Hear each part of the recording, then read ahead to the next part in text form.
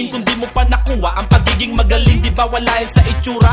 Kahit napatpatin, tabain ang akin yan kung paano mahalin na kinags ng kultura. Punasan mo ang luha kung ikay sawi, wag mo sa lahat isisi, umibig kang muli.